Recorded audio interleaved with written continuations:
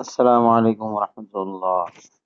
جیسا کہ میں لاسٹ ویڈیو میں سورہ فاتحہ پڑھنا سکھایا تھا، اب میں نیکسٹ سورہ جیسے کہ سورۃ الناس ہے، کیونکہ یہی صورت اہم ہے اور ہر مسلمان کو یہی 2-4 صورت یاد ہوتی ہے اور جس سے وہ نماز پڑھتے ہیں، تو میں کوشش کروں گا کہ میں ایسی صورتیں ٹارگٹ کروں جس سے سب سننے والوں کو فائدہ ہو۔ تو میں اب یہ سورہ ناس پڑھنے لگا ہوں۔ آپ حضرات سے گزارش ہے کہ آپ اچھے سے سنیے اور پریکٹس کریے تاکہ آپ کی نماز بہتر ہو جائے۔ اس کے بعد انشاءاللہ میں نماز کی جو دعائیں ہیں، درود شریف ہے، تحیات ہے، ثنا ہے اور آیت الکرسی ہے، اور جو مزید دعائیں ہیں اس پر بھی میں انشاءاللہ ویڈیو بناؤں گا۔ اب میں یہ پڑھ کے بتاتا ہوں۔ بسم اللہ الرحمن الرحیم۔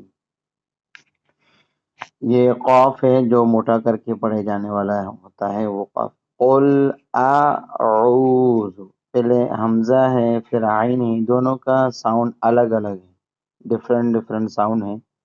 قل اعوذ برب، را کو موٹا کریں گے، برب الناس، برب الناس۔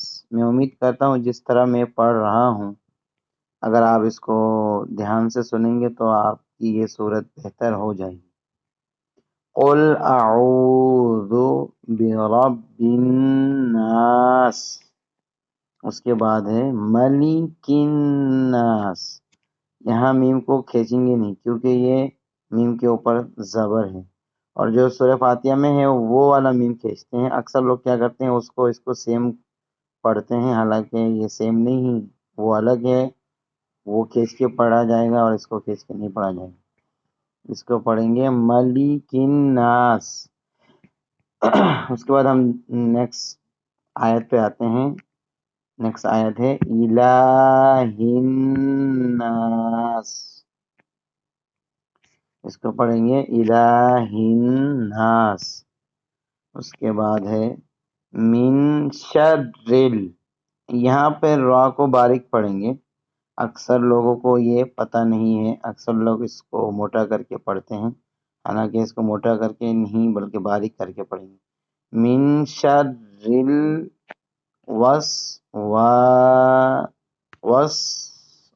واسل خناس، خناس، یہاں وقف کریں گے تو ناس، اس کے بعد الذی پڑھیں گے، اور اگر ملا کے پڑھیں گے تو خناس الذی، سین کو لام سے ملائیں گے، تو بہتر یہ ہے کہ وقف کرے خناس، اس کے بعد پڑھے الذی یوسوس۔